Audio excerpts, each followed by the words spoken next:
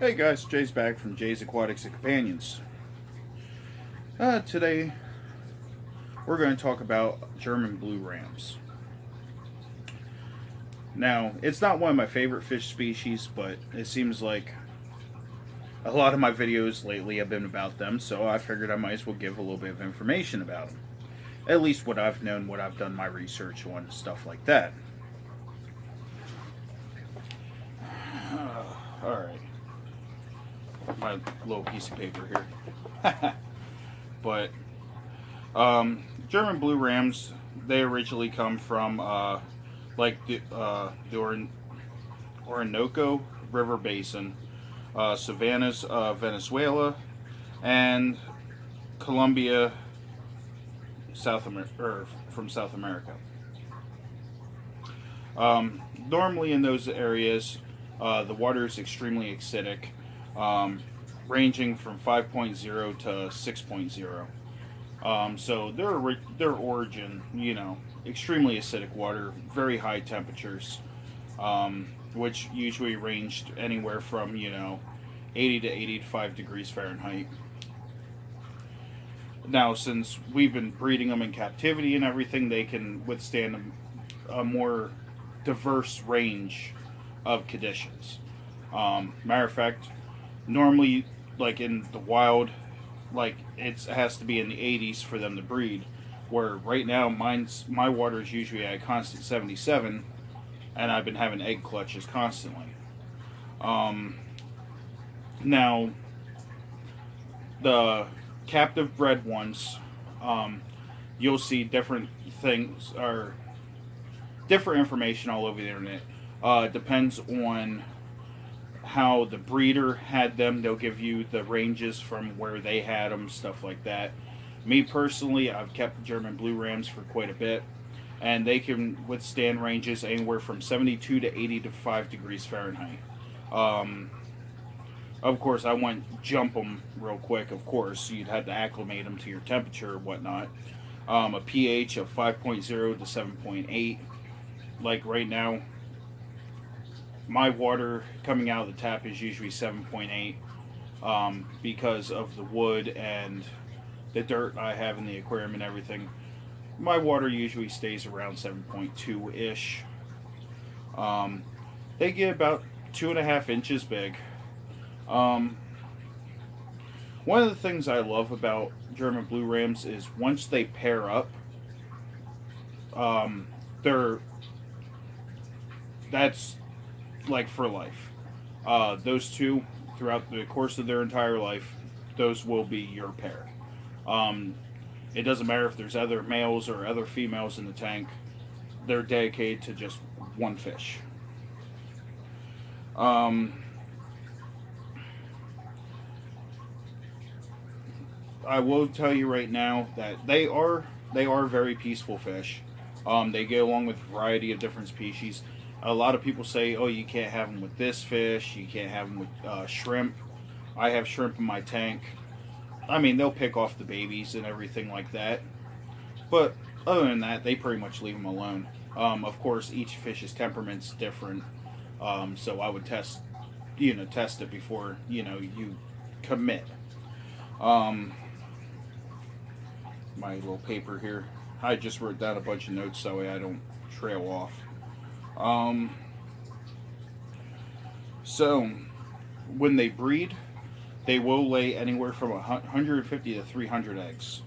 Um, and one of the cool things about them is they're very protective over their nesting area. So if they have eggs there, they will chase any other fish away. Doesn't matter if they're bigger than them, they will attempt to chase them away. Um, so that's where some people get some of the aggression from the German blue rams. Of course, they are a cichlid too, so most cichlids can be, kind of vicious. I mean, discus are also cichlids, but they're extremely peaceful. Um, Now I lost track of what I was saying. Um, the male and the female, they will switch out every now and then while guarding eggs. So one could go, you know, get some food or whatnot. Then they'll switch back and forth.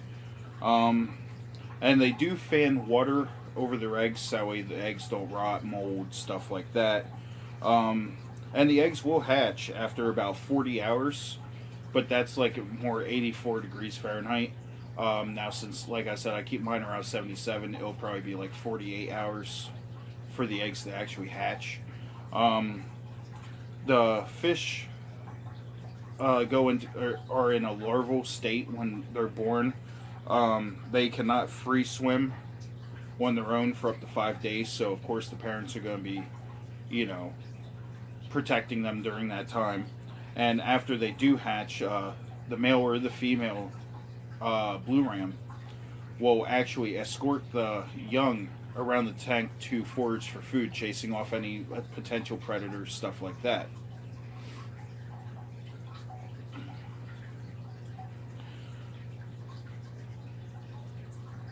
It's actually kind of cool because I end up having two males and one female in my tank, which is not the ideal ratio. But once those two paired off, every single time that the other male comes near them, they will chase him away. He will constantly try to battle the male for dominance. But of course, you know, even the female will get in between the two and be like, hey, break it up, you know, and they'll swim off and everything. They're a very fascinating fish to watch. Matter of fact, right now, even though they just. Uh, so far, I've had two clutches of eggs out of these guys, and both times they demolished them, which will happen the first few spawns. Um, just like with any other fish. I mean, well, I can't say any other fish, but like with angelfish, say. They'll eat their first couple clutches until they get the hang of it, stuff like that. And they do the same thing. When I used to breed them massively, at all the younger ones, first like two, three batches, or yeah, up to two or three batches, they'll get rid of, but then after a while, they'll start raising them up, stuff like that.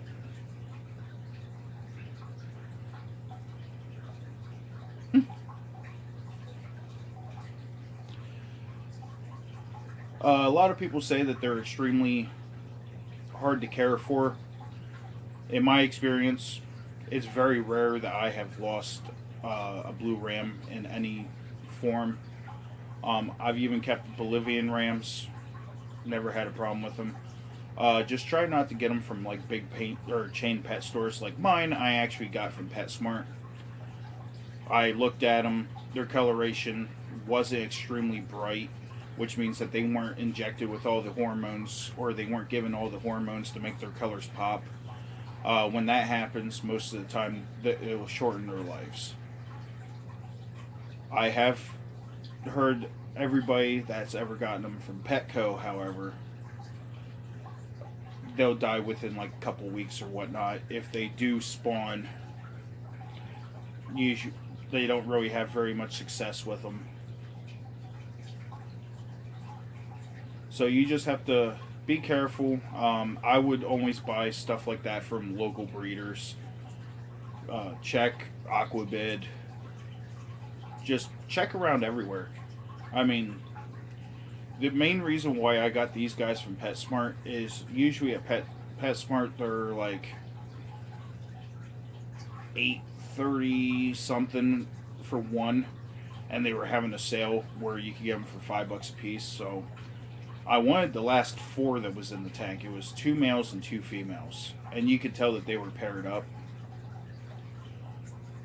And when she was catching them all, the one female just completely disappeared out of the tank.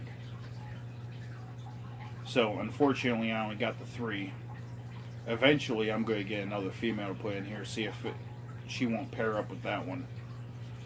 I will tell you, when breeding, they do like flat surfaces to lay their eggs.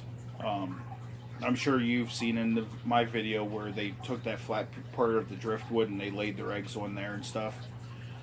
If you want to if you're just breeding them for profit, they have those little saucers that you could get. Sorry about that. I ran out of storage, so the camera cut out. But get one of those. They're the ceramic saucers, the red ones for the pottery things, and you can put them in like the back corner of a tank or something. They'll use that for their spawning media. Personally, I like it. They'll also lay their eggs on Amazon stored leaves, certain rocks, driftwood. I've even seen them lay them right on the substrate itself. Once you have a pair that, once you have two of them that pair up, eventually breeding's just going to happen. And if once they do pair up, if you want to actually breed them, I would suggest moving those two over to their own tank. I recommend at least 30 gallons for two of them to raise up fry, stuff like that. Me personally, I'm just keeping them in my community tank because right now, I'm not, at this very second, I'm not worried about breeding them.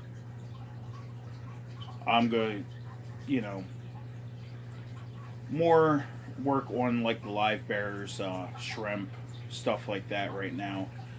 Mystery snails. Eventually, I'll get back into breeding German blue rams. I'll get back into breeding discus, angelfish. So,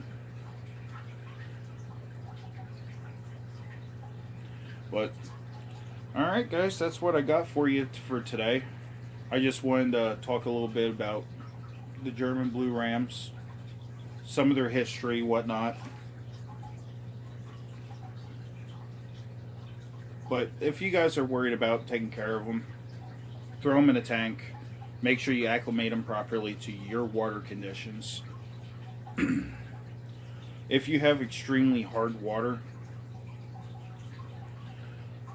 I'd probably look for a different fish instead of adjusting your water parameters and stuff like that. I've already had water come out of my tap that was 8.4. So during times like that, I'll have a big bucket with a bunch of driftwood in. I'll even use some peat balls. Matter of fact, oh, there they are. Hold on.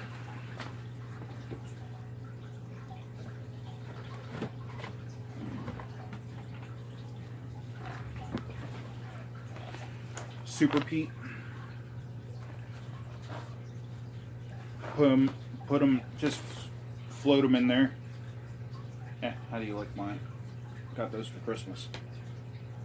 But float them in your container of water, or put them in like a mesh bag or something. It'll lower the pH of the water. It will release a lot of tannins into your water, but as you can see, I don't really worry about tannins. It's not like I'm creating black water tanks or anything like that. I do control how much tannins go into my tanks. And if you want to know more about tannins, of course, check out my tannins video. But this stuff's awesome. I paid like $3 for this box of it. And most of it's in Russian, but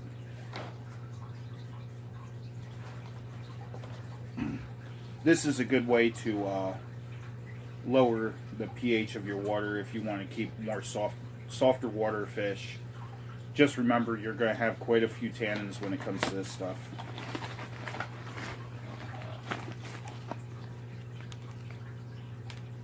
Comes in the granules there.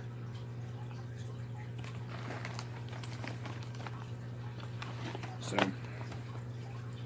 but alright guys, I just want to touch base on the German blue rams, and hopefully you learned something. If you have any questions or anything, leave them in the comments below.